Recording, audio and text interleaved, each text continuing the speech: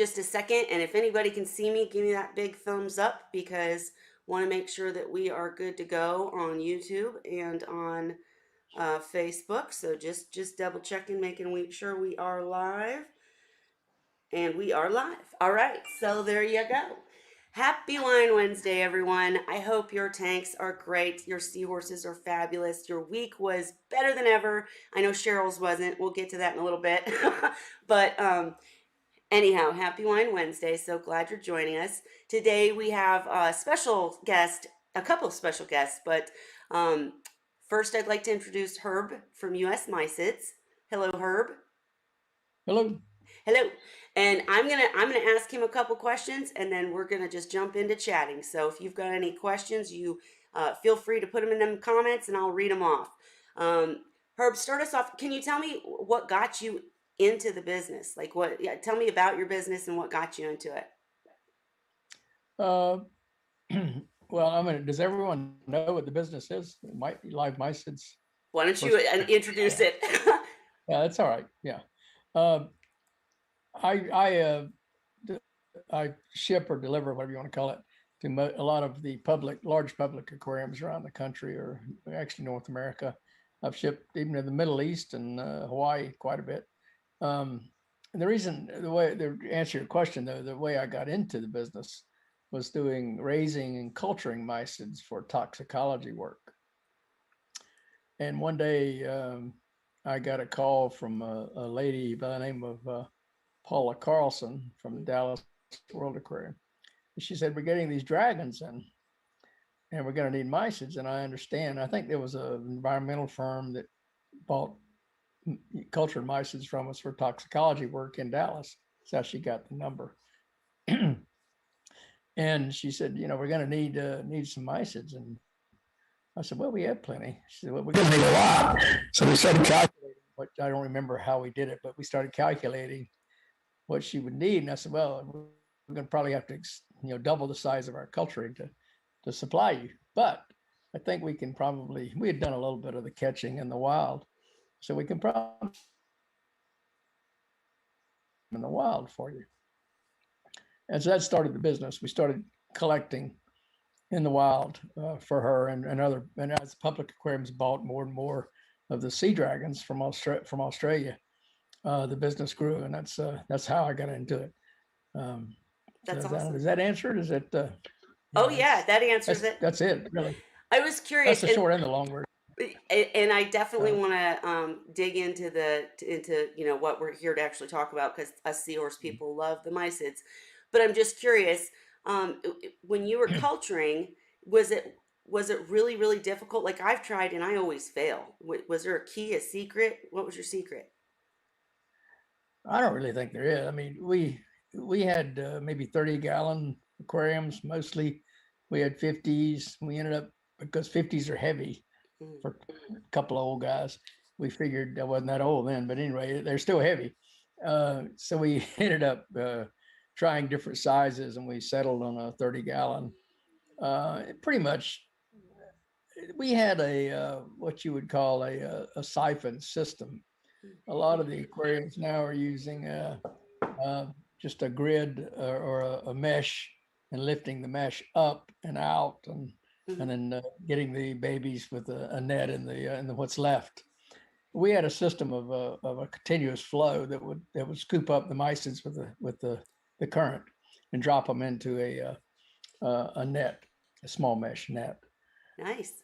I think probably, yeah. Well, except I think probably just the simple lifting up the mesh is probably, I don't know because I've done it myself, but when I hear, I think it's probably more efficient. The problem though with any of it, and in our system with the siphon gravity feed, one of the things you had to worry about was we didn't really pay any attention to exactly what was going on, except if we had enough production. If we didn't have the production, the system was taken down, bleached, and put back up. Gotcha. Gotcha. So exactly what was happening to it, I don't know. We didn't really care. Production was down. We had to get production up. We knew how to do it. sterilize the system, put new mysids, which we always kept a supply, and we kept it going, full circle like that. And I think probably you'd get hydroids in there, that kind of thing, which would slow up the. You might still be getting production from the brood, but you weren't getting the catch because the hydroids and everything else was messing up the flow or was grabbing it as it came by. So I don't think there's any secret to it. It's something you have to, if you don't do anything to a tank that's culturing, you have to at least look at it and touch it, Right. you have to be involved in it. And but there was no major secrets. I mean, we fed them a couple of times a day, and you need to watch them and make sure they're eating, make sure they're breeding, and they do little dances as they breed, which you'll notice if you ever do it. Really? You just watch. Oh yeah, kind of I call it a dance. I know that I'm assuming that's what they were doing. I hope that's what they were doing, because if they did that, I know they were happy, and we got production. So it's not very scientific, but if you just do it a while, you get used to how they look, essentially how they act, and it works. It's not that hard. Absolutely. Last question about the culturing, and then we'll dive into what you're doing now. The problem is getting the numbers up to where you want them. Now, for small hobbyists, you might, you need a 30-gallon or something. We were doing, oh gosh, we were probably raising more mysids than anyone else. I think we had maybe 20, 30-gallon tanks, and we were doing maybe 5,000 to 10,000 a week, depending. There would be cycles because there would be either virus or bacteria or something get in there. The production will go up and production will go down. So there'd be a normal cycle that you would see in that. But even with that, so we were getting 5,000 to 10,000 a week, maybe. See, so, and it is kind of difficult at the hobbyist level. That's why we need someone like you doing it. But really quick, when I tried, don't the mysids eat the young? Aren't they cannibalistic? Is that the right way to say it? Like, don't they? They never told me they were. Okay. And I never cared. Right. Because if we got enough production, we got enough production. Yeah, exactly. So, yeah. And then so you started, so you got contacted by Paula and started helping with the dragons this is very important for them. And so you started collecting too, right? Started collecting because we just really couldn't raise enough to satisfy the needs, hardly for even one. I think the biggest culture I know right now is shed aquarium, I think is correct. And I mean, it's pretty huge. It's a pretty huge thing. I don't know if anybody's ever seen it. It was multi-level, and it's 10 by 20 or something. I don't know. It's pretty, very big. I think if Sage was here, she could tell us what it is. But should have invited her. Sorry. Yeah, we should have made her come. And I'm not sure what their production level is, but I think last time, and I'm not knocking them, I think they do a very good job with it.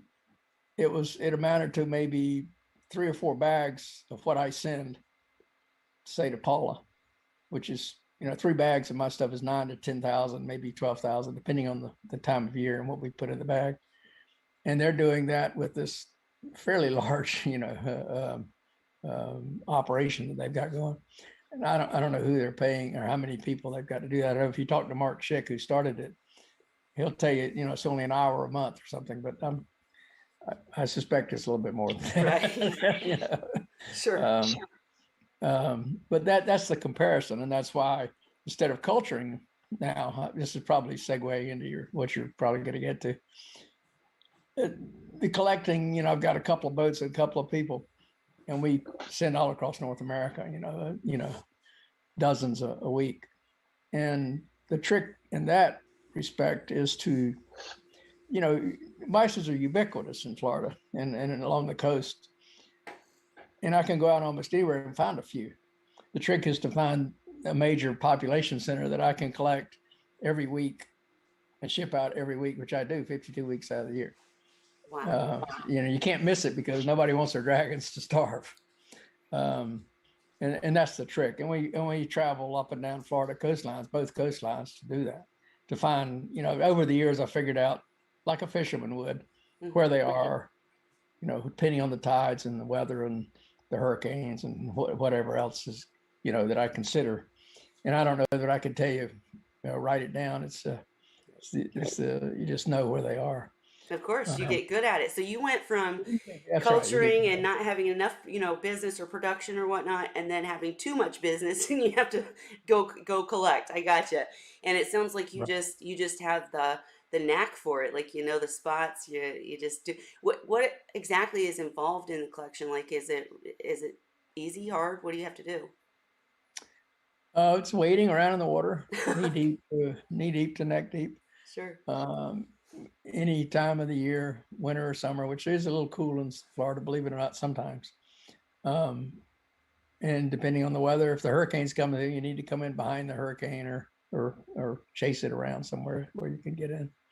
It's not difficult. The hard part is making sure you find it's a time factor. You only have 2 or 3 days to find them before you have to ship out. If you don't, then you lose the business. So that's the stressful part. So it's literally collect and ship. So they're fresh. They're full of good Right. stuff from the ocean and Yeah, ready to several go. times a week. That's right. Yeah, and that's the trick. Um, we may keep them in there probably a maximum of 2 days, maybe three, but that would be unusual. We Have you feed had? them twice a day.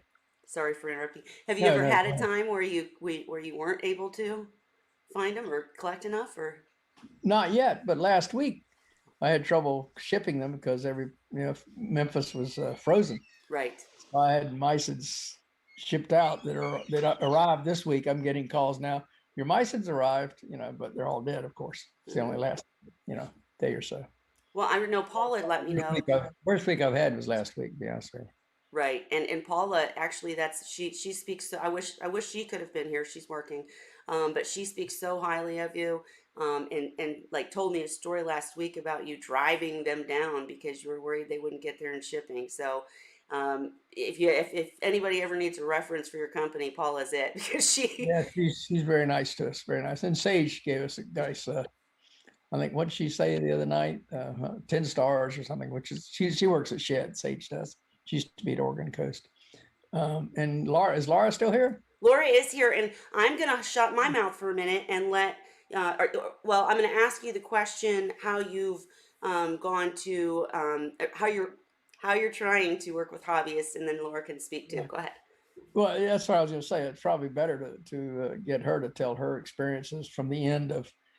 I just started shipping to hobbyists, and I'm trying to work out the shipping and the trying to make it affordable for you and that kind of, because the mysids I send to public aquariums is a large amount, which you don't need. It's also a little expensive, which you probably don't need. I do, but you don't. Right. And I'm trying to ship out a package of 500 at $50. I'm not sure that's going to work out. I just found out today that Fedex has increased my shipping cost. I hate to tell you guys that, Yeah. but I'm gonna work with them. I don't know exactly what's going on with them, but I have shipped. I don't know how many to you, Laura.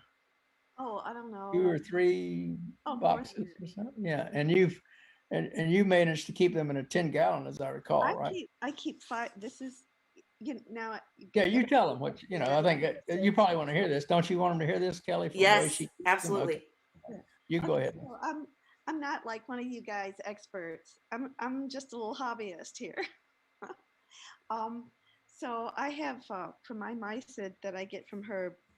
Well, I had gotten mysids before from other people, and I was kind of a little frustrated because I didn't know any better, but I knew that's I was getting other things in my mysid bag, Mm. and sometimes they didn't last very long.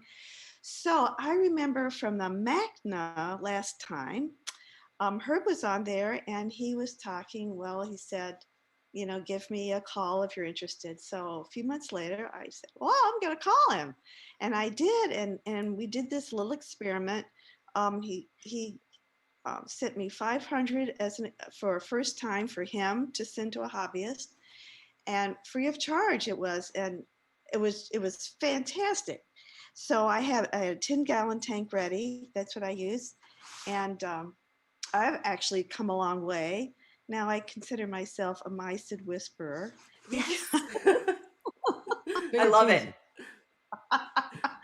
um, just for fun, last month, I got a bag of 500 and I kept them alive. Not the whole 500, I would dole them out to my seahorses.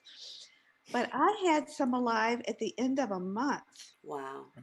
Yeah. because I just baby them. You fed them and had it filtered. Yep. I have Yeah. I have more than that. Got to I, feed it, but they're willing. Yeah. I have an aerator.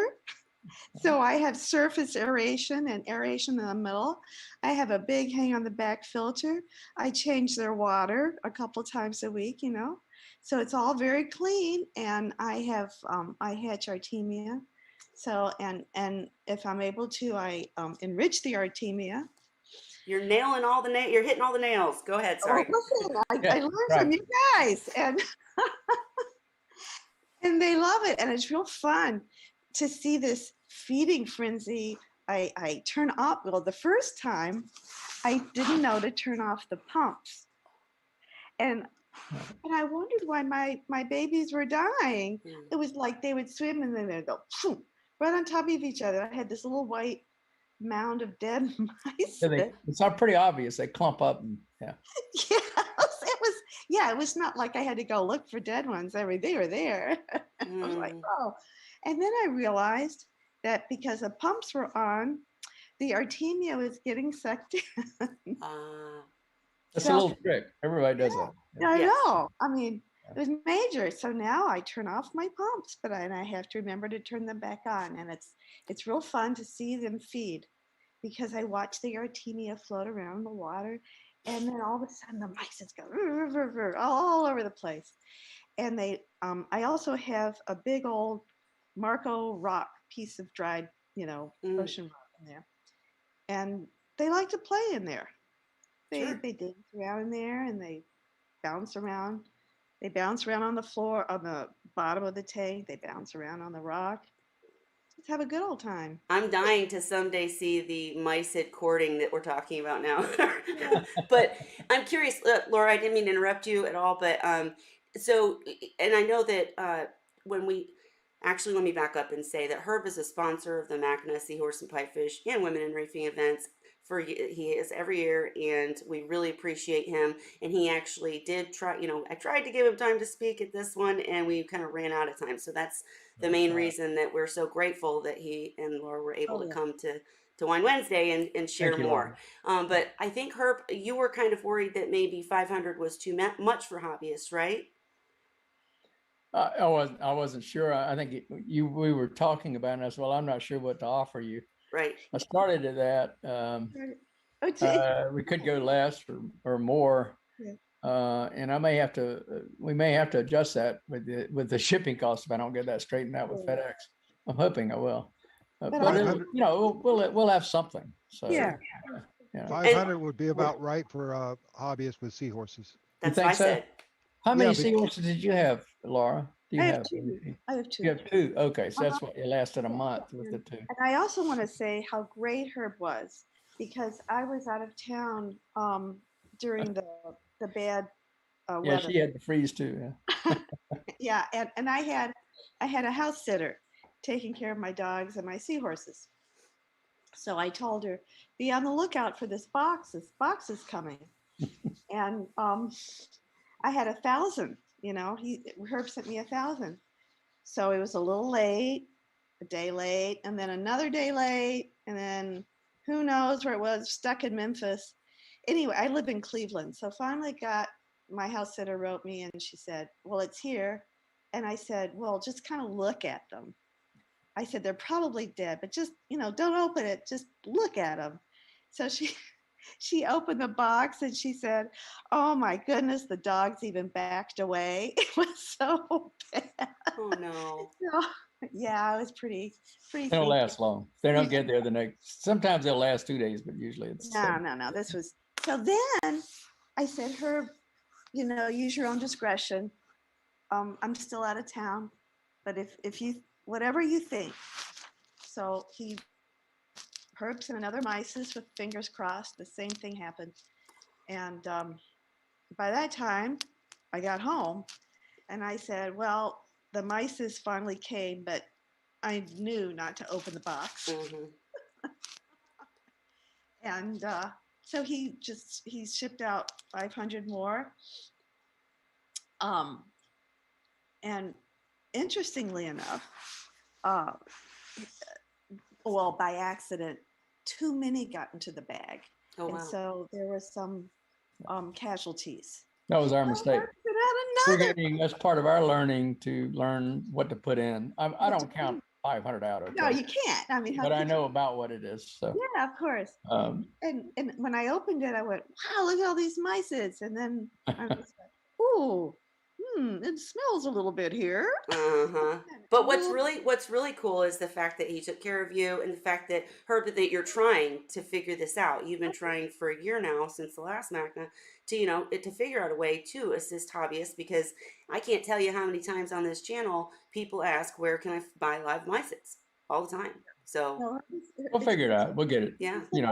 That was one of my workers just, or could it, actually, I might have done that. I mean, it's just a matter of getting used to the density. The point is that I sent Herb, I said, well, some don't look so good. Some look good, but some don't look so good. He said, don't worry, I'm sending out another box right now. And he did. Right then. It wasn't like, well, let me just get myself together in a few days. It was like, I'm sending it right now. I mean, who else would do that? Nobody. He takes care of his people. You're embarrassing me. But thank you. I just am so, I mean, it's a little thing, in our daily life, but it's important to people like me. And I just so appreciate. Well, thank you. That's the business. It has to get there intact for you to use. If you can't use it to feed your seahorses or whatever you're using it for, it's no good. And I guarantee it to get there, or I send you a new one. It's fantastic. It is. That was the first time. Before I went out of town, I had several orders with her, and each one was just perfect. Everybody arrived alive. There were not even one casualty. Nice.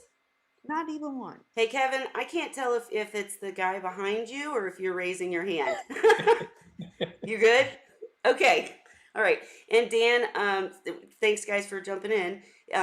We're kind of opening it up, so anybody can ask any questions. I see your questions in the comments. I will ask those. But Dan, you missed it. Herb was talking earlier about he has to go out and collect like 2 days prior to shipping.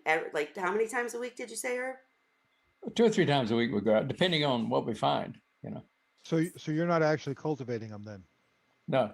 He did, okay. and he got he's feeding all the dragons at the public aquarium, so he can't culture enough, right? Yeah, the culturing. I mean, you didn't get in on that. I mean, the biggest culture I know of is Shed, and they're doing 5,000 or 10,000 a week, I think. And if I'm wrong on that, I apologize to Shed. So don't. Well, I think MBL Aquaculture is producing pretty high numbers too. Really? Do you know what they're doing? I don't, but I know that when Frank Gangi was doing it, he was pumping out thousands a week, and he split off on his own, set up a warehouse with about, I think, somewhere around 200 custom-made tanks for his culturing. Right. And he was, I mean, it was a crap load of work, crap load of expense, and in the end, I suspect it's cheaper to collect them than it is to actually culture them. You took the words right out of my mouth. I mean, I'm shipping out probably 100,000 a week mysids, maybe more sometime. And I'm doing it with 2 boats and a couple of guys and myself. My method was 200 tanks, was very simple. Frank suggested to me putting some of the mysids in with the fry, and since the mysids eat the same thing as the fry, I could seed a tank and that population would explode. And then of course, when the seahorses got big enough, it would dwindle back down, and then we'd put them on frozen. But an adult seahorse can easily eat 20 or 30 live mysids in a single feeding. 500 mysids don't go very far with seahorses. Is that your experience, Laura? I guess she left. I don't really know, to be honest with you. Yeah. Yeah. Mhm. Is that I about what found you would when I say? was propagating mysis shrimp that I could easily into a juvenile tank with probably 100 seahorses or so. I could dump several nets full, and I don't know how many, but Yeah. enough to really deplete my population, and they would be gone in no time. Oh yeah. So what kind of culture do you have? I Mysis? don't right now. I took that down. I actually used nursery tanks, seahorse nursery tanks that were currently unoccupied to propagate the mysis. Use a gravity feed like I was using a siphon, or do you? Yeah, okay. I found that they would eat just about anything. No, I meant to culture the mysids. Yeah. How do you capture the babies? Actually, what I used to do is I had a separate mysis separator that I did through Marine Breeder Lab, I think it was.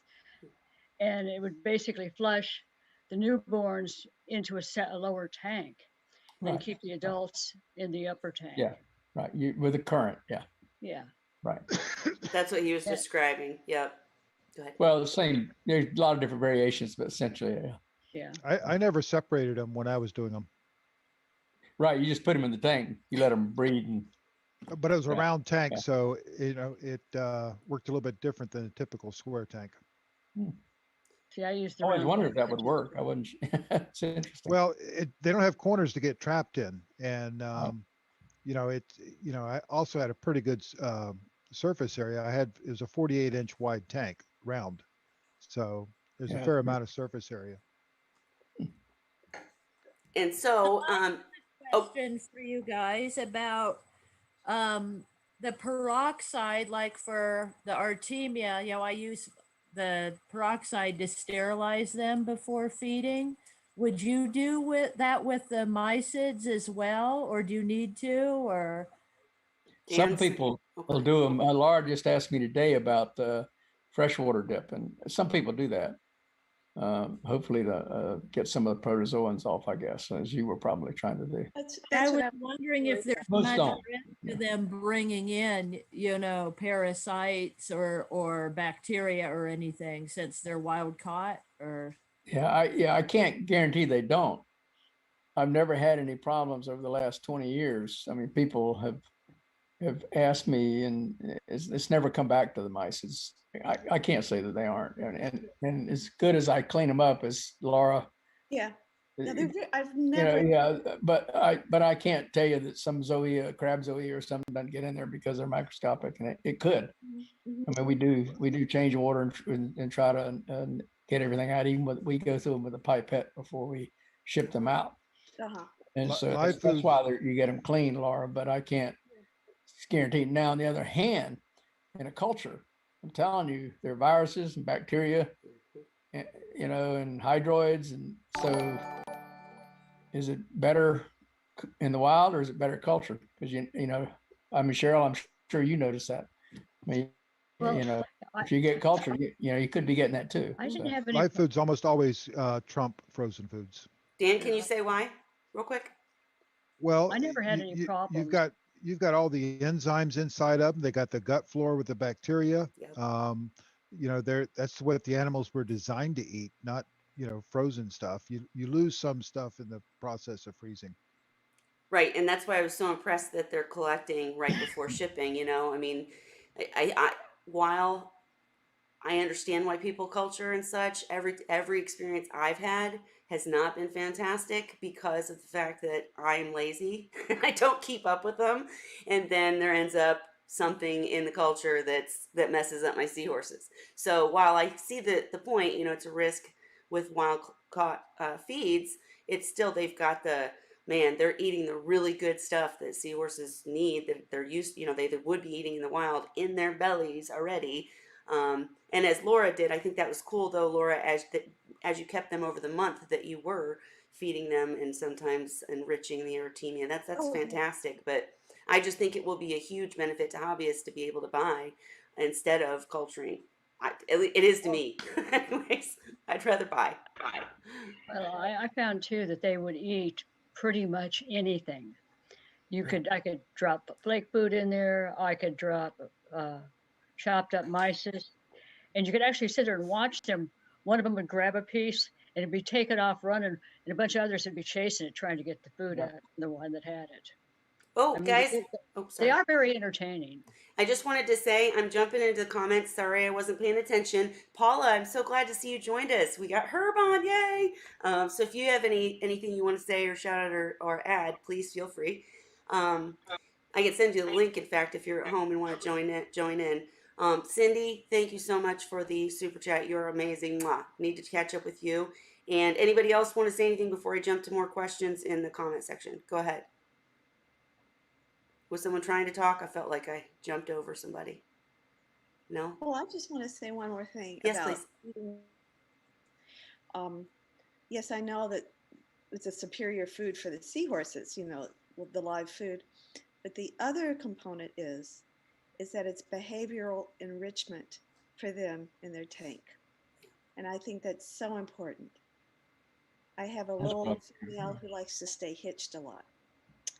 And when I put the live mysids in there, all of a sudden you can see alertness and going to different parts of the tank and hunting. They like to hunt.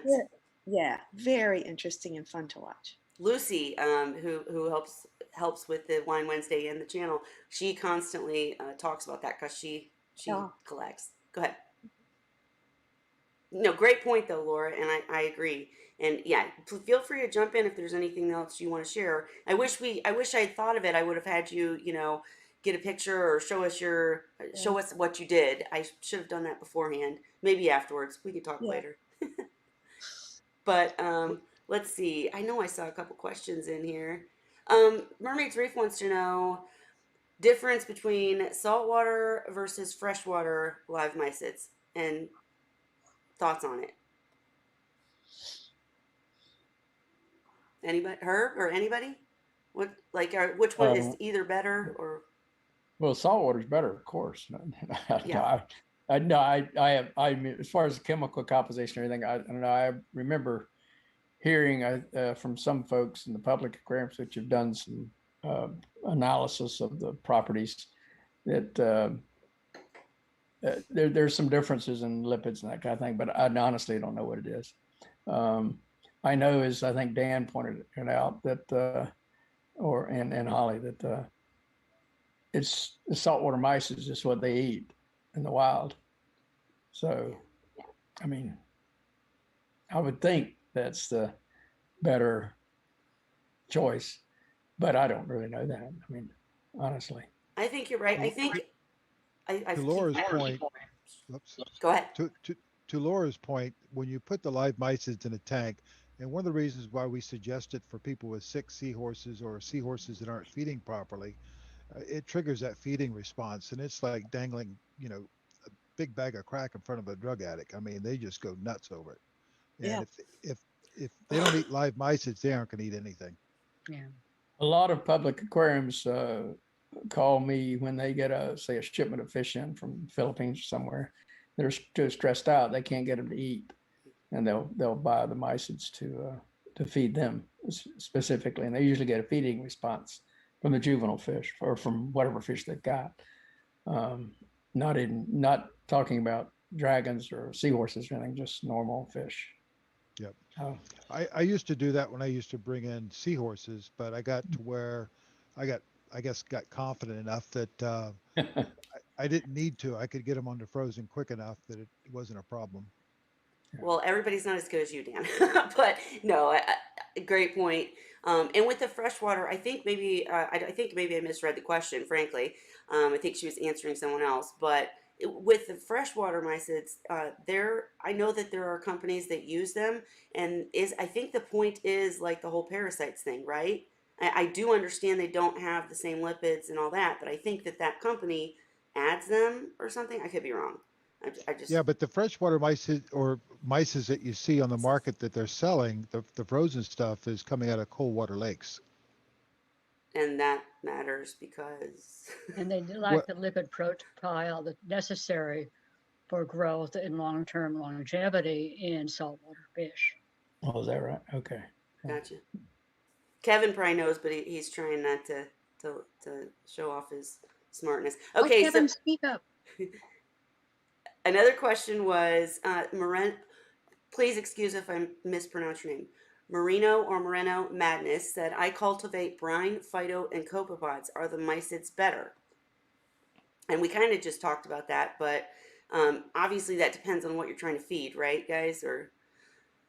But with seahorses, if you're a seahorse person, Dan, do you think that like enriched Artemia is somehow better than live mysids? Or No, live mysids would okay, trump them in a heartbeat. yeah, And especially if you enrich the mysids ahead of time yeah. with feeding them enriched Artemia.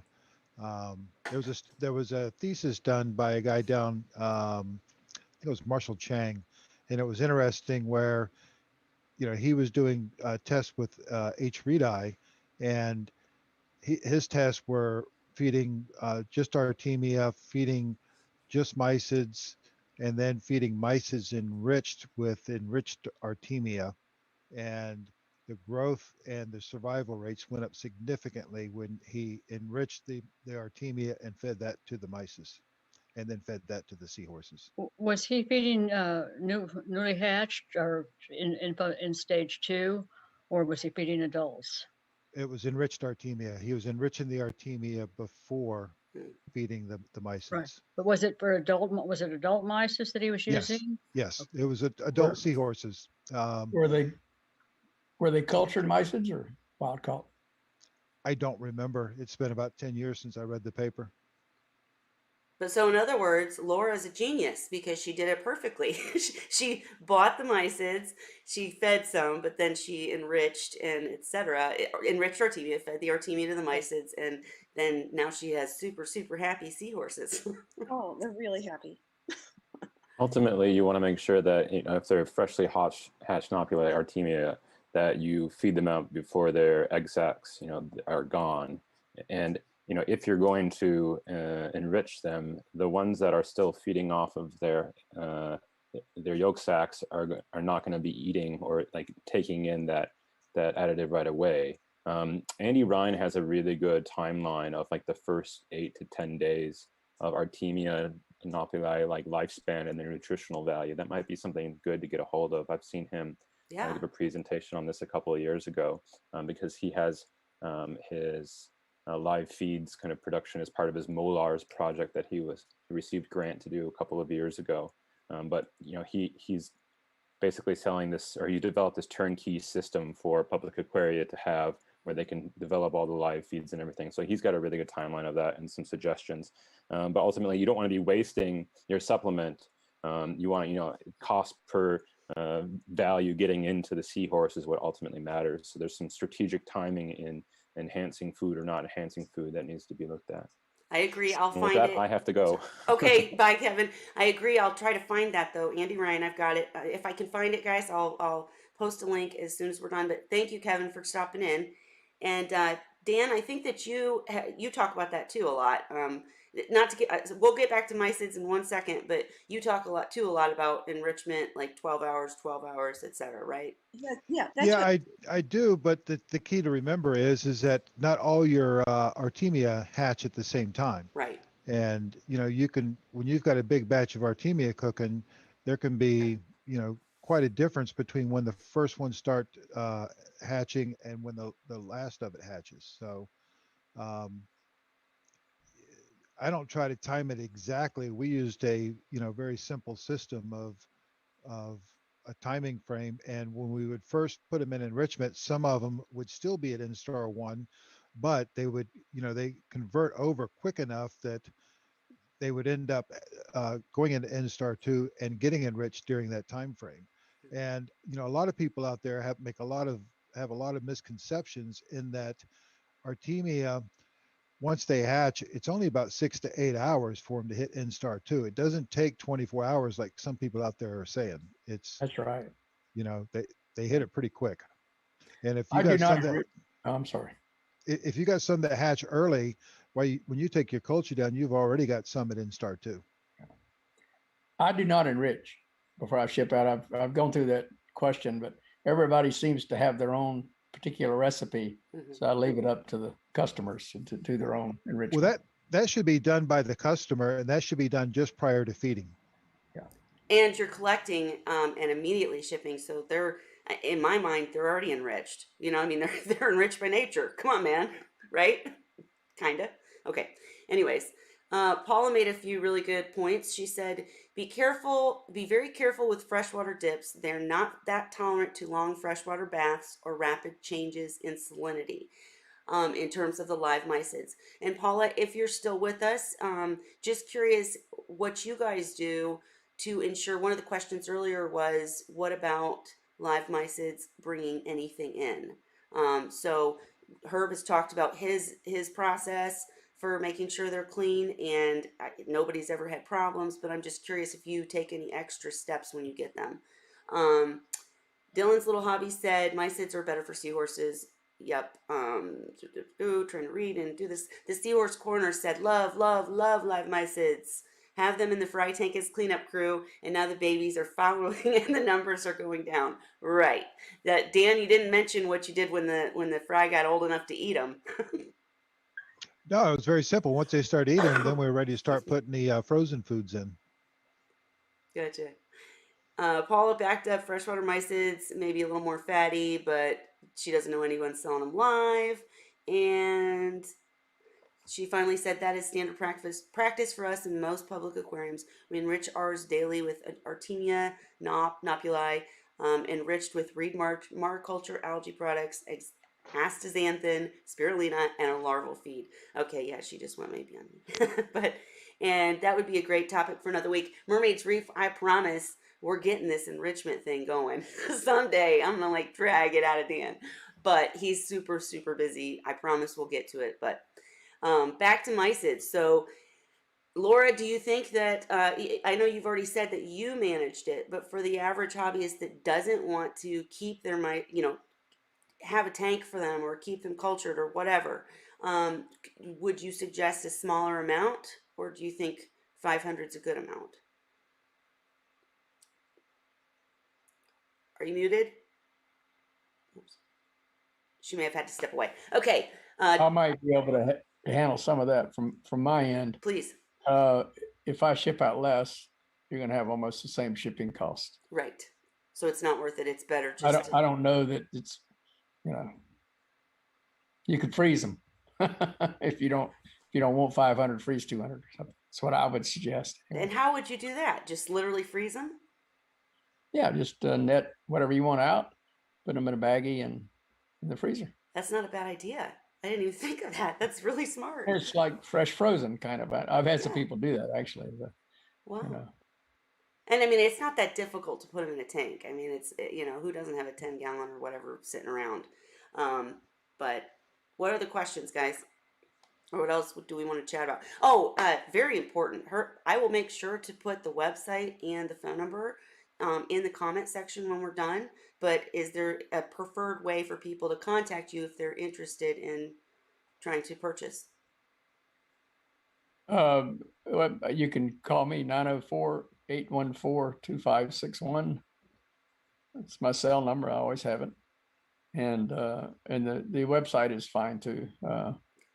It's not much of a website. It's just one page, my phone number and email. So call in, folks. Mysids.com or the email is U.S.Mysids@gmail.com. And I will put that. I won't forget. But yeah, that's fine. I know how many people ask me on a daily basis almost where to buy live mysids. So, and Dan, 500 for $50, and we've covered the fact that as shipping goes up, that price changes, folks. We're not. It might. I'm still working with them on that. I just got a surprise today. Actually, I was like, wait a minute, that's not what we talked about. You get an estimate from them, and then later on it changes. So, but we'll see. But I think that's a great price. Sorry, Dan. If you can't get your shipping rates down, talk to me. Be glad to. How'd I get hold of you? I always want to get down. I thought you had my cell. Dan is the person that last year I gave you guys email. I introduced you via email, but it was a year ago, and I kind of stalled on it. So I'll give you his phone number when we get done. If you don't want to announce it, Dan. Well, everybody else has it. It's 772-579-8112. And now he's trying to find a pit. I'll make sure you have Herb. I'll text it to you as soon as we're done. Okay, it's fine. But yeah, thanks, Dan. Dan and Holly are working. Shart. I'm gonna send it through the chat here in the Zoom. Okay. Okay. And Holly and I are working. Dan's helping Holly with shipping seahorses, so he definitely gave her some good advice about trying to get rates down because we're working on that too for seahorses. But anyhow, Miss Marina. Okay, did somebody talk? I keep feeling like I'm over talking someone. Miss Marina, did you have any thoughts or questions about mysids or anything? I just think it would be amazing to have enough, to get a hold of enough to actually use that as the primary diet for seahorses. It would be. I think that. I mean, is that possible? Possible, yes. Practical, no. Because you'd have to buy so many so often, right? Or Yeah, culture. I remember one time Frank and I were having a discussion one day, and we were talking about that. And the mysids he was producing, he said, if I was feeding my seahorses mysids only, he goes, most of my production be feeding my own seahorses. Yeah. They just consume so many so quickly. It's hard to keep up with them. And the problem with that is that if you get them to where that's all they're eating and that's what you're feeding them, and then you run low or run out, now you got a problem. Right. And so my recommendation usually to the hobbyist community is to use them to augment feeding, but not try to do your primary feeding. You'll go broke trying to do it as your primary feeding. Unless of course It you're like would some of the guys that live on the water and can do it themselves. it would be awesome even just to be able to feed them live mice to sort of supplementally. I don't know if you guys know or not, but here in Australia, all our frozen food gets radiated when it comes in. Right. So it's all radiated, melted, and refrozen. And I guess I'm sure it's nowhere near as nutritious as your guys' frozen mysis and nowhere near live. So even being able to have a mix of that live and the frozen we have available to us here would be great. It's just Yeah. getting a hold of it is tricky. We had quite a few customers that used to buy them from us regularly to augment their feeding. That's Now my. they didn't use it as a primary, but it was, they'd buy 100 or 200 once a month or so and feed those out. Every time we've had talks about feeding seahorses on this channel, it's my advice has never changed. Frozen mysids, but then have mysids live or artemia enriched as a snack. That's what I call it, a snack. But that snack, as often as I could afford it. So I totally feel you, Marina. And I'm sorry that we need somebody in Australia doing this. And I just wanted to mention that Paula said, as far as the mysids from US Mysids from Herb, they have not ever had a problem with adding Herb's mysids to their tanks. And this is a public aquarium, so they take this stuff seriously. She did say, though, that they do hold them prior to feeding and add probiotics to the culture. And we all agree that the hobbyist or the aquarium is responsible for doing this kind of thing. But I'm just curious, would that be a good suggestion, Dan, for using probiotics? Oh, I highly recommend using probiotics anytime you can. I gut load the Artemia. I would try to put it in with the mysids, and anything that I can do to get probiotics out and into the system and into the animals, I did. And that could, sorry. No, go ahead. I was going back to Australia. Is Oh, someone looking for mysids in Australia? Is that correct? well, Yes. you have a hobbyist that said she would really be interested, but we're just yeah. Are Yeah. you able to get I them? know a guy. I mean, there was the guy in Australia who used to do mysids for the Far East. I don't know if he would do it for the hobbyist or not, but if anybody's interested, I'll ask him. There you go, Marina. I'll get back to you.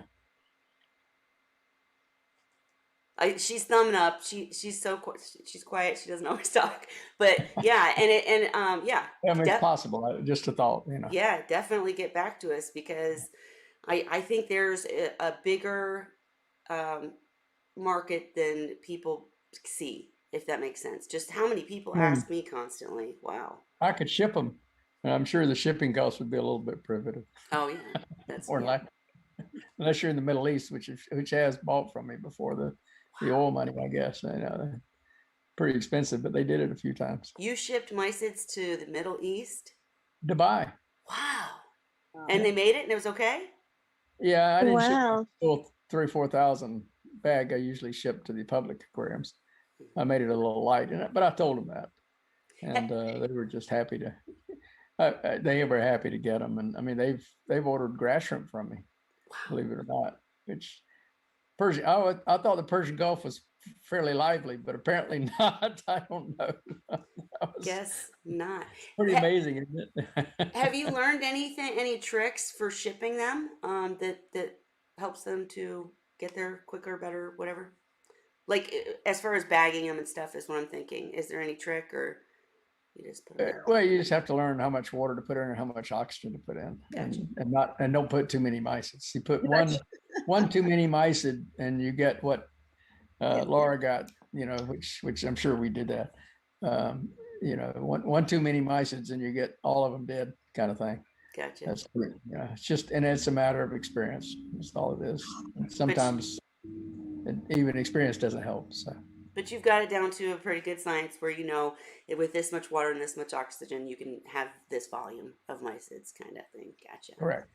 Okay. Depending on the time of year and the temperature and that kind of thing. Sure. And let's see. I got some more questions. All right. Well, Mermaid's Reef said that's how it starts. One little 10-gallon. Next thing you know, you have 7 little 10 gallons. Not this girl, okay? I'm all about just buying more next time. No culturing for me. I'm kidding. When I have fry, it's a different story. But I like using them as snacks, and I would buy every few months or every month or whatever. $50 a month. That's nothing. It's come on. That's right. And then Dylan's Reef. Go ahead. Were you saying something, Laura?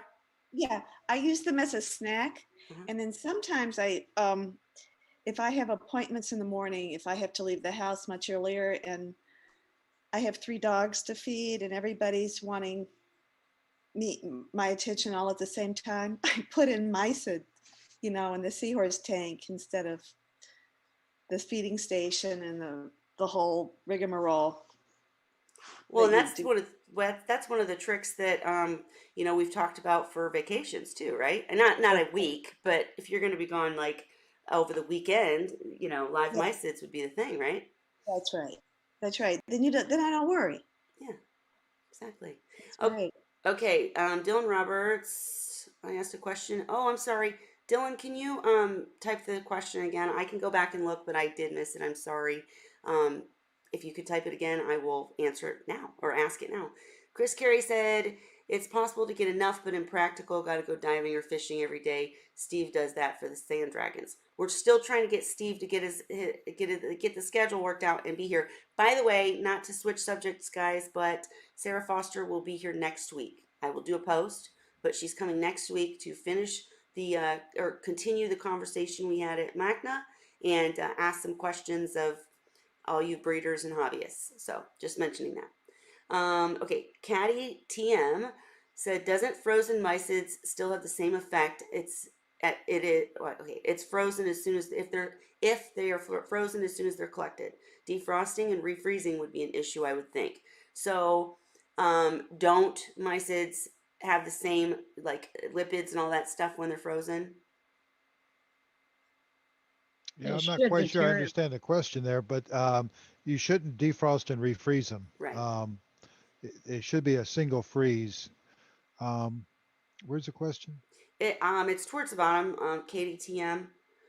I probably read it what badly. Saying is the nutritional value of frozen, is it the same as fresh?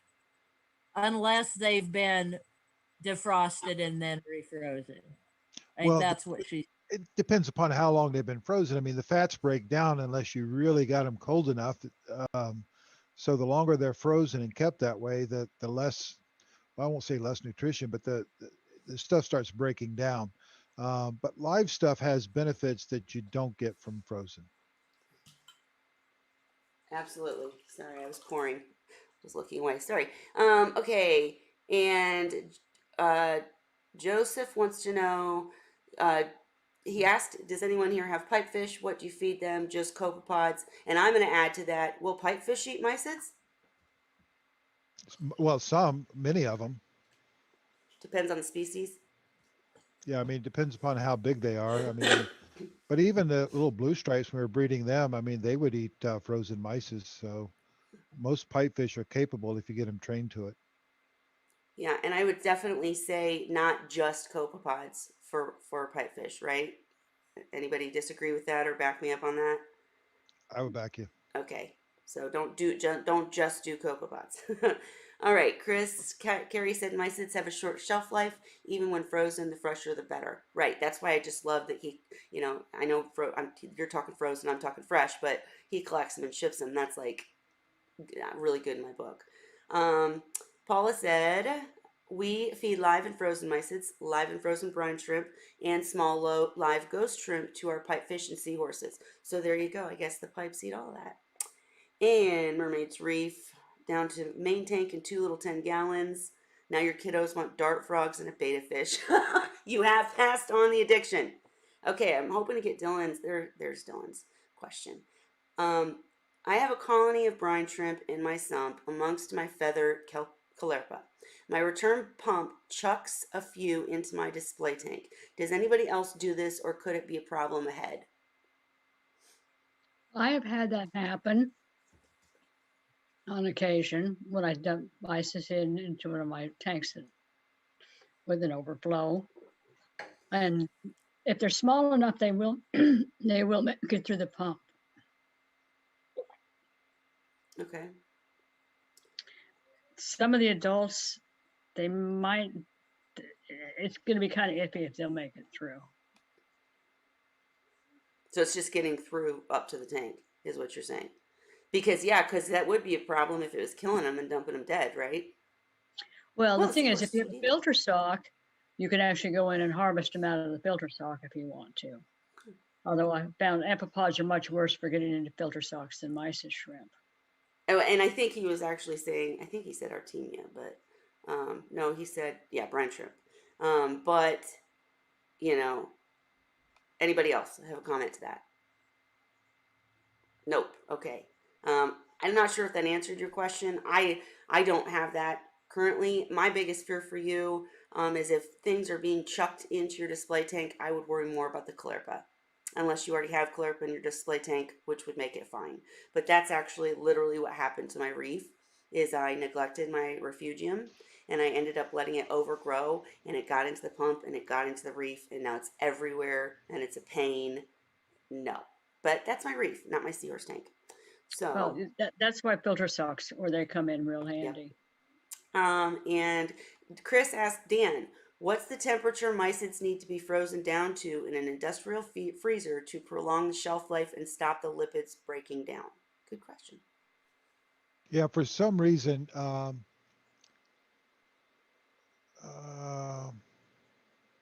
You're looking up I'm trying to Tammy look it stuff, up. isn't it? Aren't you? No, I had found this before. That was Oh. when I was pushing her to write the article. I got to look it up because I don't remember if it was Celsius, if it was Fahrenheit, and for some reason minus 46 in my head, but I have to look it up. Okay, no worries. I'll stall for a minute, and if not, we'll put it in the comments section. But that's a Are you great talking question. about flash freezing them or keeping them long term, Dan? It was Chris. Long-term storage, the fats break down until you get to a certain point, and that slows Right. it up drastically. Yeah. Okay, I'll let them talk back and forth, but if we find an answer, we'll say it. Was it Laura? Was there anything else that you wanted to share? Or you know what? When we're done, do you have pictures of what you did with the mysids, like your system? Can you hear me? Oh, you're muted. Hang on. Gotta unmute. Oh, I'll look through my photos, and I sent a picture. I called it my mysid, my metropolis. I sent it to her to show them how good they were doing. So I'll see if I still have that. If you have it, send it to me, and I'll make sure to post it all over on this. Yes, sir. Yeah. Can I interject a couple of things that I actually Please. forgot? One is, let me assure people, I mean, I talk about boats and collecting. I'm just walking in the water with a small net that I buy at Home Depot. I'm not dragging, I'm not tearing up anything. So if anybody's concerned about that, it's don't be, because it certainly is an intrusion into the water, but it's no more than if you're swimming in it, probably less. And the other thing I guess I might add, I think you kind of, I think Laura and a couple people mentioned this, but I know that everybody wants to do frozen. And I know that these are more expensive, but depending on how you're treating your animals, how you're thinking about your animals, I mean, they're definitely hunters and they're predators. And if you don't give them, I think Holly mentioned this, if you don't give them a chance to do that, you definitely don't have given them the quality of life that they're used to and want to have. So with that, I'm sure you're all aware of that. Frozen is the first thing, and I'm sure I would be too. But I think you really ought to think about that when you're, I don't disagree. And I'm glad that you brought No, I up know you don't, but I just wanted to. Yeah. Well, I'm glad you brought up the fact that you're not like trawling or anything. We saw at the Seahorse and Pipefish event, Sarah talking about that. And you're not, and the fact that you go back out 3 times a week or whatnot, and you go to almost the same spots, or you know the best spots, and there's more. You're not taking so many that they're being depleted. Well, we actually go to mini spots, right? Because it's sort of a self-sustainable kind of thing. Because I can't just go to where there are a few mysids. I've got to go where there's a lot of mysids that probably are not going to make it anyway because they're more overpopulated. I'm not saying I'm helping them, but I wouldn't even say that. But I can't, if it thins out and I can't get enough, I have to go somewhere else, even though there may be mysids there. So it's sustainable. You're not fishing. Yeah, and it's part of that is the way I catch, because it's just a net. It's a small net, you're waiting. There's a lot more efficient ways to do it. You could go through there in a place that didn't have very many mysids and collect a lot of mysids. And you would deplete the population. You would also get a lot of bycatch that you wouldn't want. Right. So the way I do it is it's more sustainable, and you also don't get, you're very choice selective and just getting mostly mysids when you're doing what I'm doing. And sometimes you can even see the clouds of them. Pardon? Yeah. Sorry to interrupt. I just had a question for you out of curiosity. So how long does it take you to collect enough mysids when you're in a spot? Like, how long are you actually standing there with the net and then move on? And how long a day do you do this? It can be as long as 4 or 5 hours, or it can be as long as an hour, depending on how many are there. Wow. So they sound pretty concentrated then when you find them. You You have find to like find them concentrated, yeah. Yep. Wow. And I thought of one more question for you, Herb, because you mentioned it earlier about, you said, I think you said something about a piquet or airline or something. Was it you or was it Laura? Somebody said something about cleaning them, and the reason that they're clean is because you collect them or you bag them in a certain way or something. Am I messing up? Well, we have certain mesh sizes we put them through. Okay, that's. And also the final is actually using a pipette. Actually, in fact, you could use this at home, but Laura, I don't know if I've told you this or not. But you take a pipette, and when I do it, some of you are probably already doing this. Take an air tube, and you reverse the pipette, where the big end is the end you're sucking up through.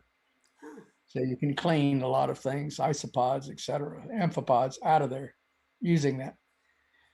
Oh, gotcha. You follow what I'm saying? I think so. Okay, and for anybody at home, because I did not know what a pipette was when I think I met Dan, and I was like, "What the heck is that?" Well, it's a little. Yeah, it's a little. I'll find a picture when we're done, y'all. Wait, I have some. I get it. Okay, well, she'll go get one. But so you're saying have the other end, like cut it? Well, you have just a small tube, about like an airline, except it's ribbed. And you have a small end, like an eyedropper. Right. It's a long eyedropper. You put the tube on the small tip. Here's and you suck up through the. Yeah, there you go. Oh, I get it. Here, do you and you suck up through the big end. You kind of reverse it like an eyedropper. You'd put the yeah. hang on? Yeah, Let me but make this you. would be Sorry. that would be cut off. You know, Let me. Hey, can you really quickly hold that up I don't have again? one.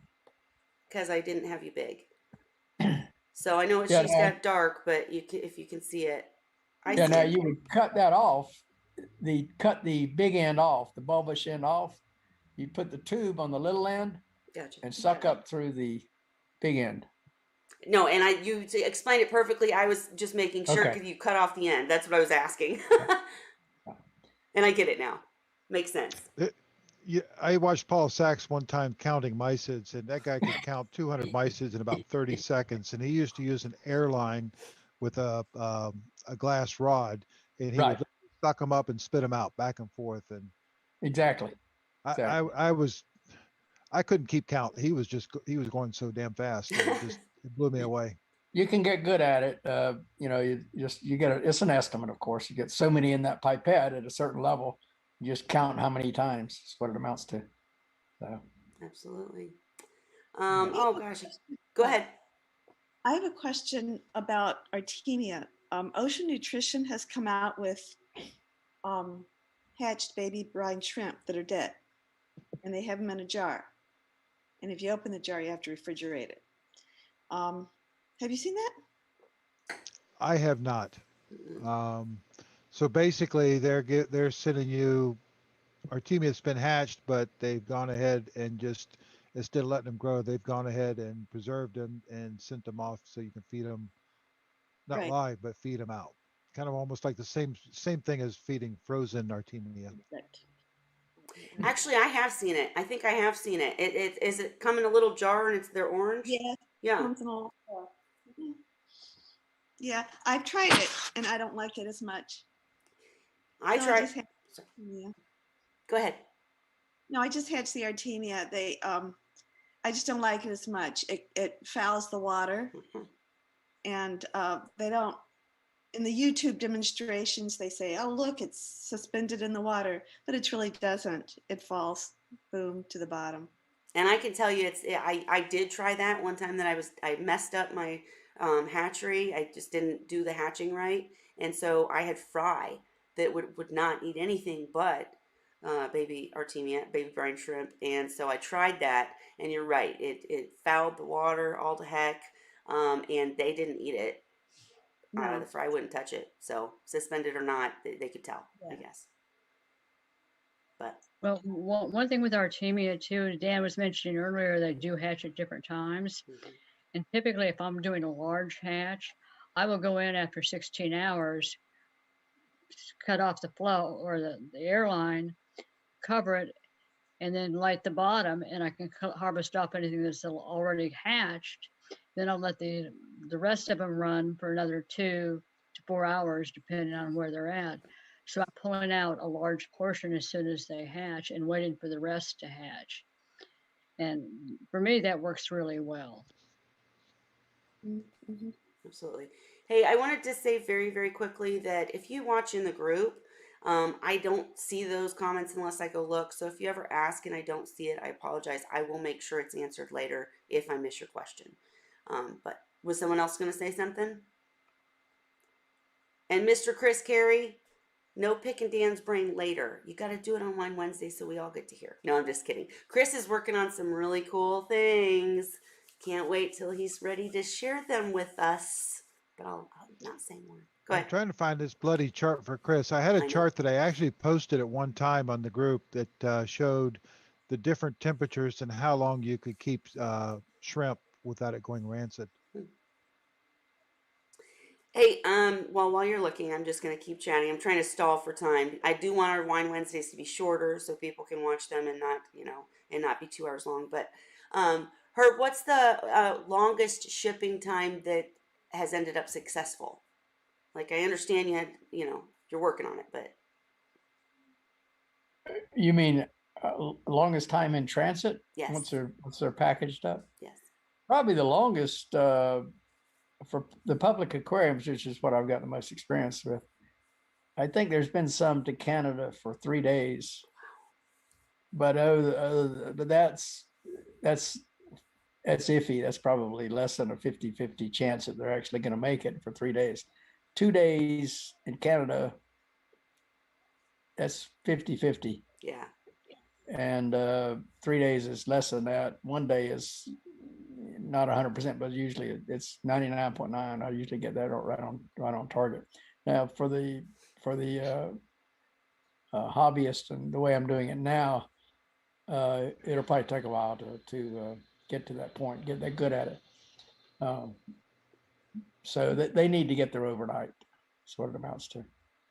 And that's the cost part, right? The shipping Oh, cost. can I ask Herb another question? Please.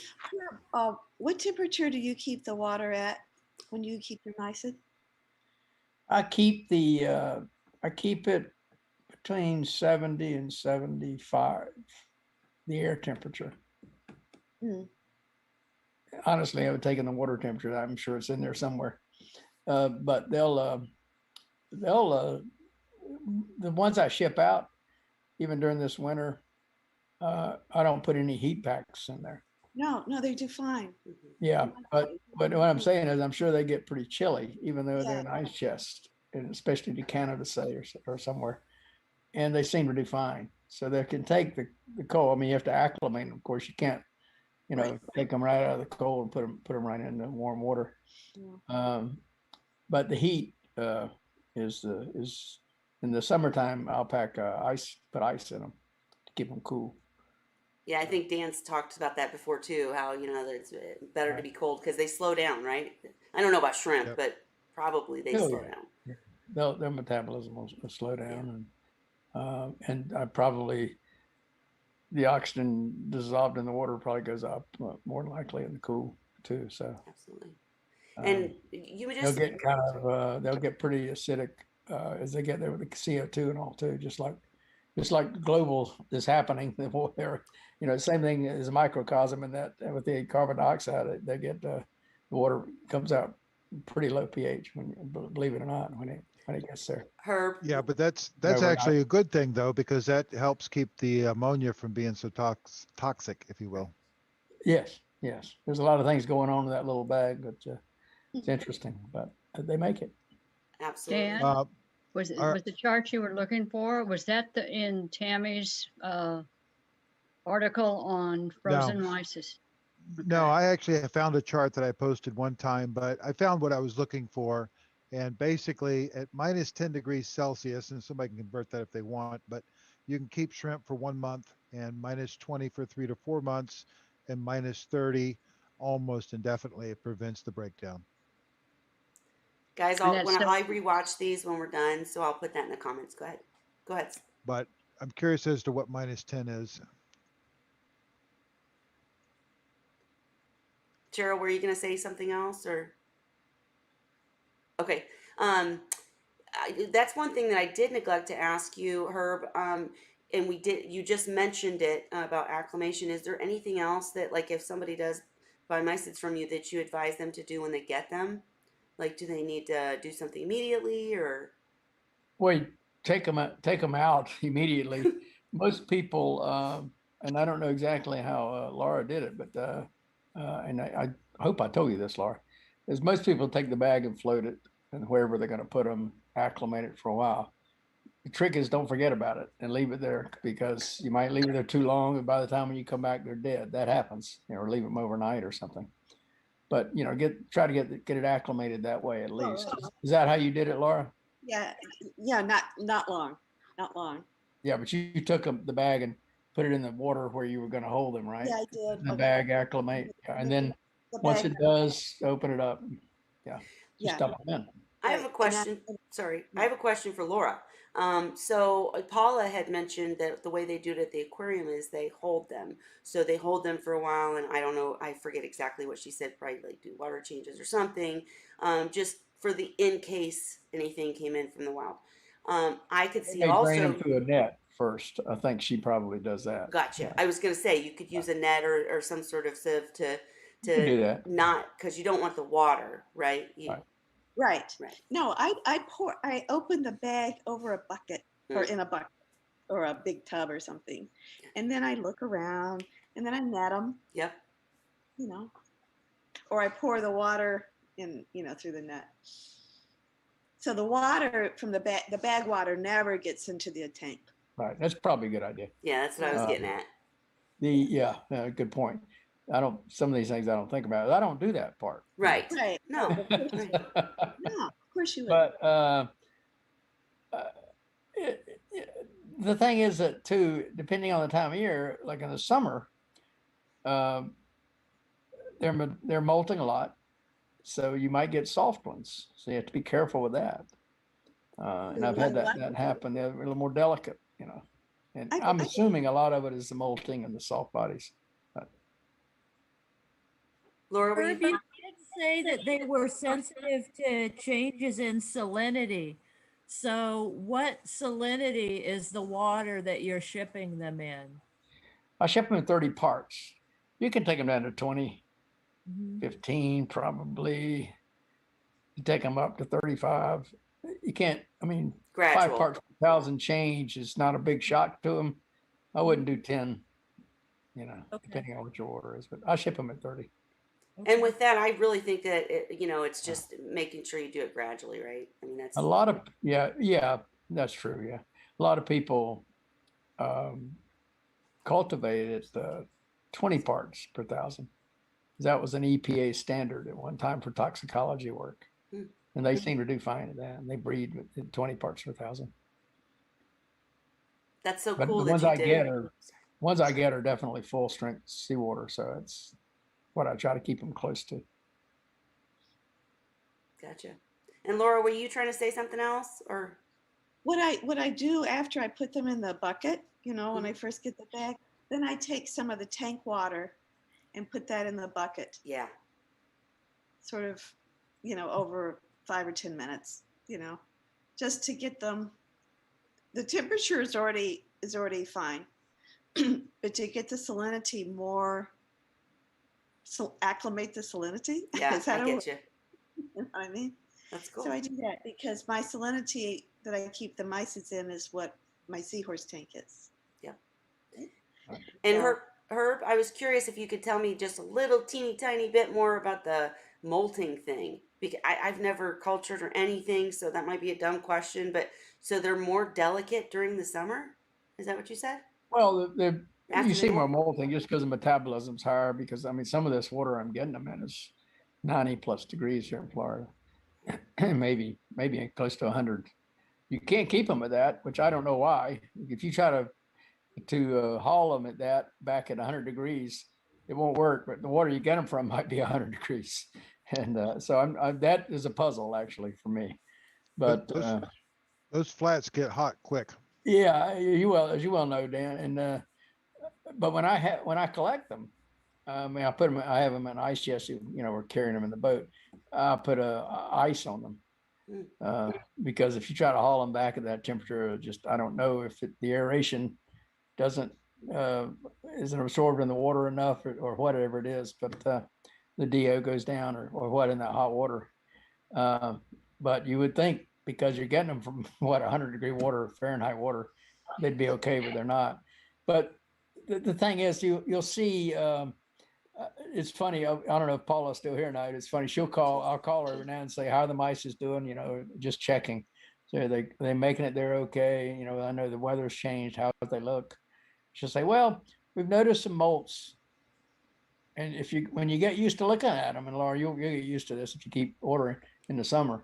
You'll see molts. They're clear looking. They're not dead mice. They're molts, and you'll see that in the summertime. That's all. And they'll ball up somewhere in your tank where the current collects them. And That's all. Paula And actually of course, said, they're soft bodies when they do that. So if you're netting them and being a little rough with them, you're going to produce some mysids too. if you see the Pardon? molts, be gentle.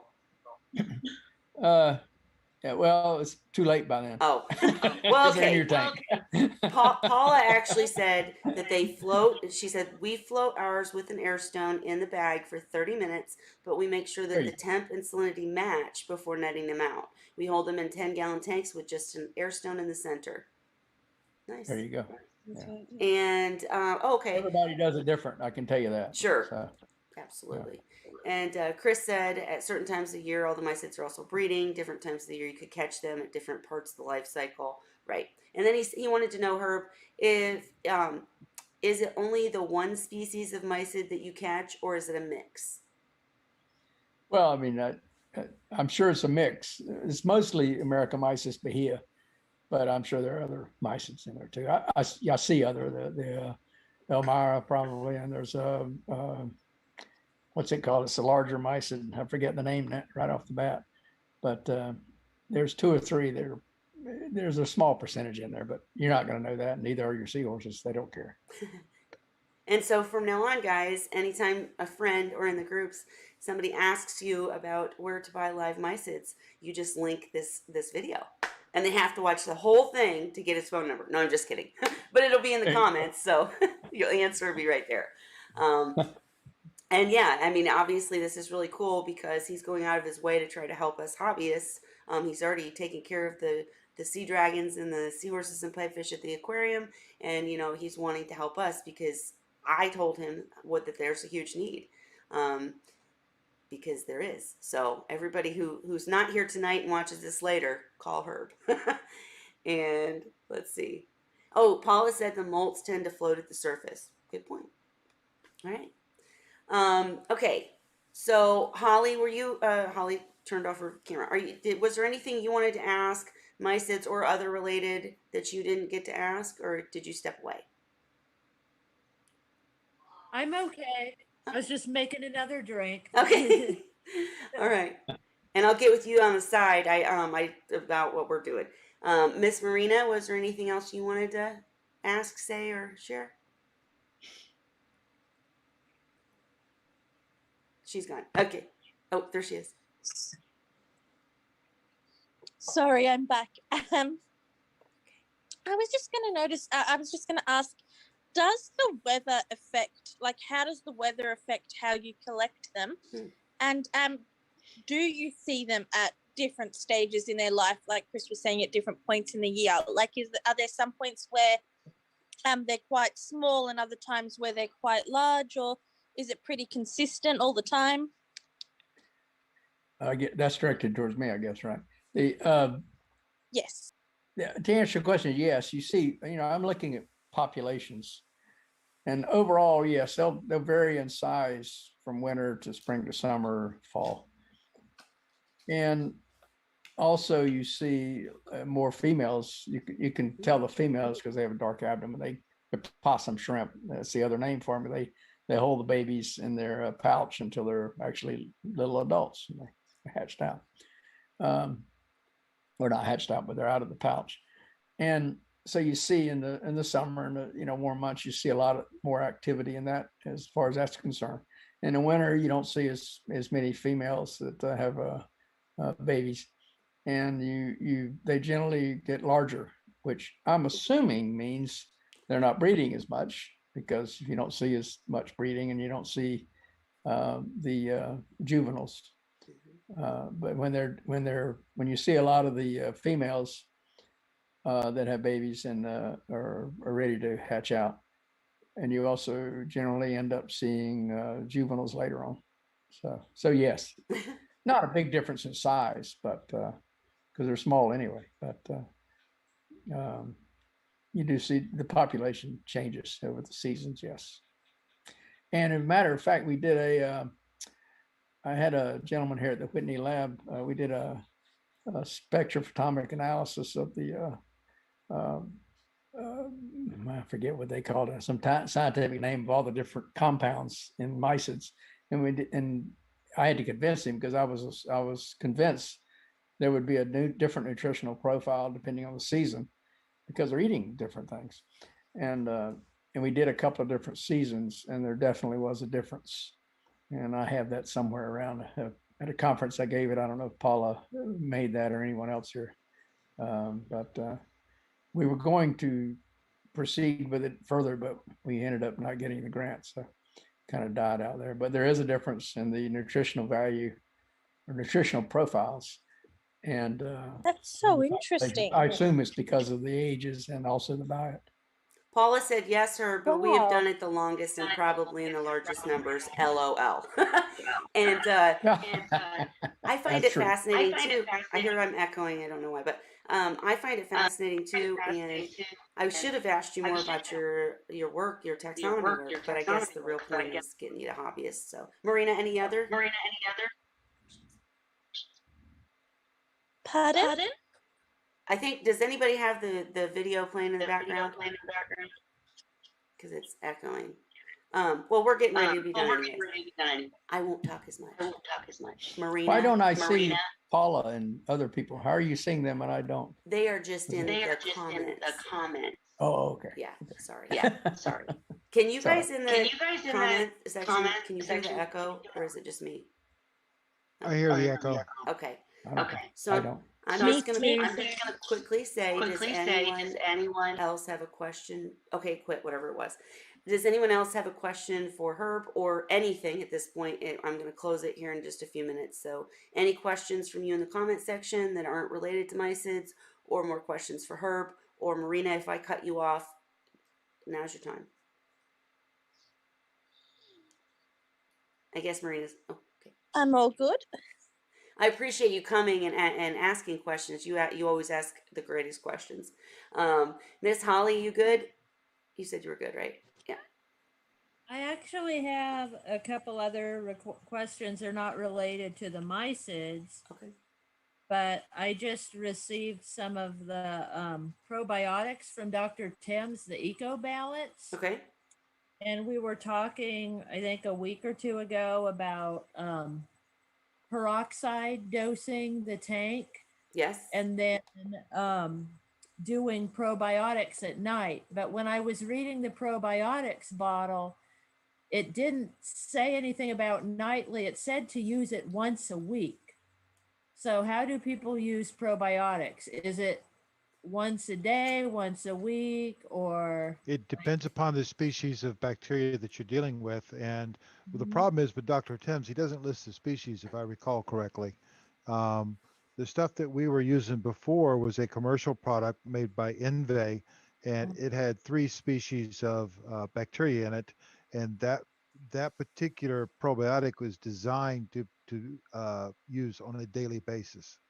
Mhm. So different bacteria do different things, and some of the stuff that people sell as a probiotic are really aren't a true probiotic. They're got sludge cleaners in there and other different types of bacteria in there. So I just don't know what's in there. Without talking to him directly and getting any feedback from him, I don't know how to dose his stuff, and I wouldn't pretend to know. So should I just follow the directions that it says and only use it once a week then, you think? Yeah, I just I wonder think so. what it is, what's in there, and what the benefit of it is. Mhm. I just don't know. The one product that I've used with the most Excuse me. success is Envay's product, and that was a whole. Since they've come out with that, when the early days we used to have to cook it. We'd have to take the spores and give them a carbon source and bring the counts up, and it was a real pain in the butt. But with the spores, it's really simple. It's echoing I have, again. I have a question on the probiotics. I don't know that much about them, but would I be off base to say feeding live mysids, for instance, or live anything would add probiotics automatically? In a sense, yes. Okay. I've always told people that. I'm glad. Thank you. Well, there's good and bad bacteria, but they have good bacteria in them. I'm getting an echo on my end. Well, I don't- it keeps coming and going. Chris, I see your question for Herb, and I will ask it after we get done with this little conversation. But Dan, the way you use probiotics with mysids, he wouldn't use because you're feeding him to. You're feeding it to the artemia, right? Or would you use it in the tank too? Both. Oh, okay, go ahead. Yeah. Right. Yeah, in mine, I'm talking about tank dosing. Right, and I was going to say, I would personally say follow Dr. Tim's website, which I'll get with you when we're done, because he says what can be mixed with what what can, be bad if you mix it with another. And EcoBalance is not the nitrifying, it's the sludge. I do know that. Does it, or is EcoBalance, is it supposed to be probiotics? Is that what you said? It is a probiotic. Okay. Let me go grab it and I'll look at it real quick. But Okay. I got it to go along with the peroxide dosing Right. that we're talking about, because I forget who it was that was talking about how she does it, but she said she would do like the peroxide every 8 hours, and then at night add probiotics. And I think it had to do with the fact that she was using the peroxide. Oh, it was Jessica. It was Jessica from Humblefish. Why don't we head Yeah, over to the Humblefish forum and Yeah, ask? yeah, Or I the, will. the recommendation that evening was if you're going to dose peroxide, dose the probiotic the other half of the day away from it, so that yes. you don't have the oxidation from the peroxide wiping out your Gotcha. beneficial So I was bacteria. thinking it sounded like she was doing the probiotic every night, but then when I got the probiotics, it says once a week. So It I'm all gonna, depends upon which one you have. You know, most of the people were using the Sanolife, and the Sanolife is suggested to use on a daily basis. Yeah. gotcha. I Okay. will go Holly, ask in the forum. Even if you don't head over there, I will, and I'll get you an answer, Holly. So yeah, Holly, To- Todd Ragsdale, he's actually lives near Honolulu. He actually is selling the same probiotics that Dan used to sell and that a lot of us have been using for a long time. And they are used nice. once. I put them in every evening when I turn on the pumps after the last feeding. Mhm. Well, That's just me. unless Todd has changed, he's actually selling the Mike instead of the Mike F. Oh, And the difference between the two is concentration. The Mike is 5 times more concentrated than the Mike F. so you have to use a lot less. Yeah, I mean, it's very difficult in a small aquarium. I mean, the Mike F, as it was, we're talking a 30 seconds of a teaspoon for the smallest tanks, and it just try to do one I fifth of that. saw that he was saying something about have offering that, but I think it was larger amounts than what I would ever use. Well, he has the smaller amount. I don't remember what size yours. It's One is large stand. What size? How many mics were those? Well, I was repackaging them with in-base permission, and I was doing them in I think it was 50, 100, and 250-gram Right. containers. You can get 50 grams, and it is. I don't know what the shelf life is, but it has a fairly long shelf life on it. And like with my tanks, I most of my tanks get a quarter of a teaspoon every evening. Well, so the bottom line is be careful when you listen to us on Wine Wednesday. Make sure that you get the correct product because if you listen to any dosing that we talk about, you have to make sure. My personal thing is ask the person you're buying it from. Within Holly's case, we're going to ask Jessica, and Dr. Tim is actually very reachable. He does respond to emails or someone on his staff, so we can reach out to him too. Laura, I think you were trying to speak, and then I've got a question for her. Yeah, what I was going to say is that Todd packages them in 120 grams. But my question is, I dose my Seahorse tank nightly with Sanolife, Mike F. What about dosing the Mysid tank? You Would that very help? well could. Yes. Mhm. We used to dose, besides gut loading, we used to dose all of our cultures, whether it was food cultures or um, fry cultures, broodstock everything got dosed. Anything that held water with live things in it, we dosed with the Sand Life. And what we did, because we had so many tanks, was we would actually make up a mixture, and we would know how many cc's to pull out and put in each tank based on the size of the tank. Um, Because I you can't know, tell you if you overdose with that stuff, you'll get the little webby, stringy stuff all over. This girl did it. What? You get But algae. yeah, okay. One more question for Herb, and then I think Holly had one more. I keep saying we're going to limit this to an hour, and it always ends up 2. Dang it! But I'm not going over 2 hours. Chris Carey wanted to know: have you considered doing frozen Herb? Frozen mysids, selling frozen Well, mysids. I mean, I could. In fact, I've had some public aquariums that I would freeze right away and ship to them. The problem, well, it's a problem for me, is if I try to compete with Piscine Right. in the frozen packages, I can't do it as far as price goes. Shipping frozen goods is difficult also. Well, yeah, there you go. That would be difficult, but I mean, I don't know what does he sell a pack? I forget what it is. $25 for, I don't know, what is it, a I pound? think they're much higher than that now. PE's gone Yeah. through the roof. But I mean, how much is it? How many mysids are in a package? Probably. They do it by weight. They do 8 ounces, 16. I mean, 8 ounces of a bag of my mysids. A bag of my mysids might be, I don't know, an ounce. I don't know. It's not much, wet, it would be wet ounce, which is probably what theirs is. But to package that and sell it for, I don't know, $30, $40, I can't do it. It'd be more work, and then the cost. I hear you. Maybe someday. Yeah. I mean, if you want to pay $125 for it, I can. You got to flash Which the freeze public it. aquariums did, because they like the saltwater mysid, and they called it fresh frozen, which they thought was much better than me freezing it. I would get it right away and freeze it right away, like within an hour of bringing it out of the water. They thought that was better. I don't know if they did any nutritional analysis on that or not. They never shared it if they did. Right now, nobody's doing it, but for a while, some did. Yeah.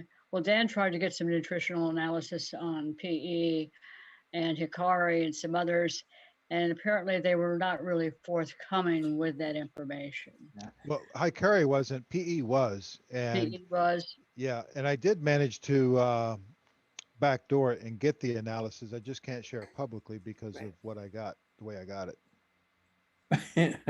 I've had some folks in public aquariums do their own analysis. I kind of figure me doing an analysis, giving it to you, is so self-serving. Right. I don't know. Would you trust it? I don't know. I mean, I'm sure I'm a trustworthy guy, but I would trust you, but I hear your point. I'm sure you would. But I did that. The University of Florida guy and I did the spectrophotometer analysis, which it had like, I don't know, 300 and something different compounds that it did. I mean, it was incredible. It's more than most of the analysis you got. And I got that somewhere. I can share that. I'll have to pull that if anybody wants to see it. Yeah. And it was put into graph form with different shades of colors as to the quantity of the compound in the sample. And you had these long lists. So you could see the differences. You didn't know exactly what it was, but you could see the nutritional profiles were different. I mean, the numbers are there. It was a stack of papers about that thick, Mm-hmm. and then they produced the graphs. It's pretty interesting stuff. And if you had a lot of money, you could, there would be some, probably a PhD for somebody, I guess, to go through all that. Well, if you find it and message it to me, I'll share it in the comment section of each of these. If there's a link or something, we'll see. I had a presentation somewhere. I can find it. I'll be glad to share it. It's not anything special. Share it and I'll share it. Absolutely. Okay. Really quickly, Philip, hello, welcome. Asked if anyone has ever used nudibranch in their seahorse tanks for aptasia. Anyone want to answer, or I can? I had one that didn't live long. A tiny one. We used to sell them sometimes, and it works, but the problem is once they've wiped out the aptasia, then they die unless you pass it on to someone else. Marina?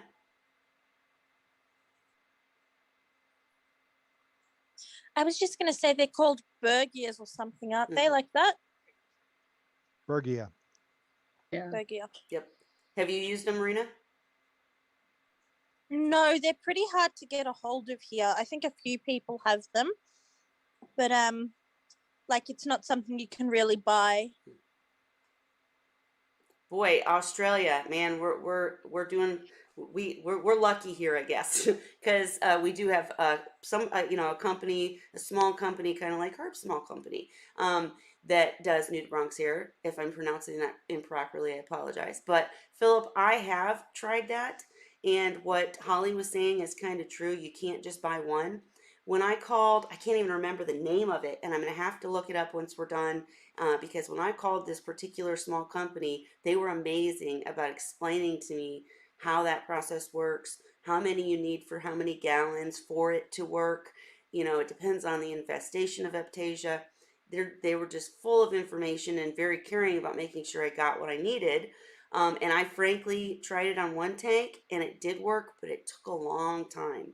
And they kind of disappear and you don't know if it's working or not. And with seahorses, you know, you want to get, you want Aptasia out. And so what always has worked for me was peppermint shrimp.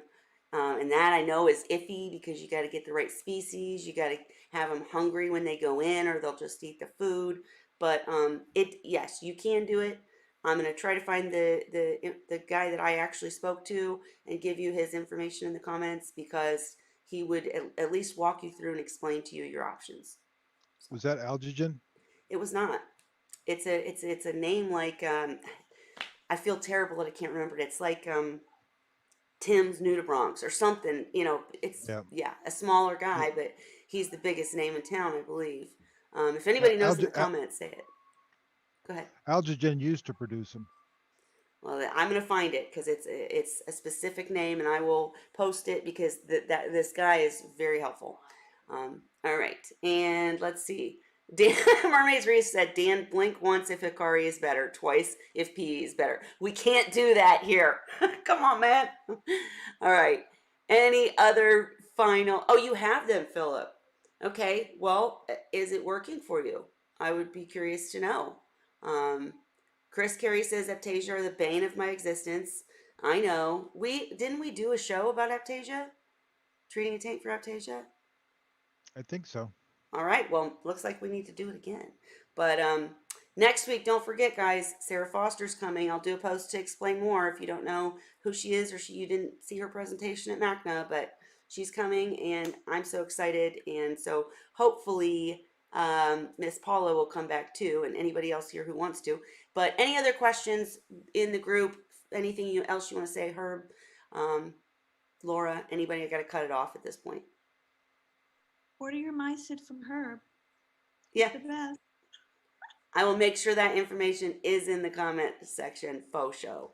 All right, guys, I'm going to have to call it. So, Herb, thank you so much for coming and sharing, and thank you for working with us hobbyists. I really feel like it's going to end up a really good thing for everybody. So I really appreciate it. I have one question for her. Sure. Can I request all gravid females? You can request I'm kidding with you. I could actually do that. Really? We used to do that first. Yeah. It might cost a little bit. I don't know if my eyesight's good enough. It's not that hard. I mean, as Dan was pointing out, he was watching Paul. You know, you can count them out. You can. Once you get used to looking at them, it's not hard to do. I used to do it for the cultures to make sure we. In fact, now if you want, that's a good thought. I'm sorry, Kelly, but this might be a help to somebody. If you have some juvenile fish or some hatchlings or some new seahorses that would like baby mysids, I can actually get them to drop for you if you want a bag of 1 or 2 day olds or something. Mysids. It's not that hard to do. Nice. I just opened up a whole new app. You separate out the females, you know, when you got them and you put them aside and you screen out the adults the next day. Yeah, well, it's easy to look at them and tell when they're about ready to pop. Right. Well, there you go, folks. Anybody looking for any kind of mysids, go to Herb. Go to US Mysids. Okay, anything else, guys? I know we could talk all night. I think I even cut Holly off. I think she had a couple more questions. I'm sorry. But anything else before I cut the stream? Okay, everybody say, again, thank you, Herb. Thank you, Laura, for joining us tonight. Thank you, Herb. Thank you, Laura. Yes. So everybody say goodbye and I'll do mine. Thank you. Cheers. Happy Wine Wednesday. Cheers.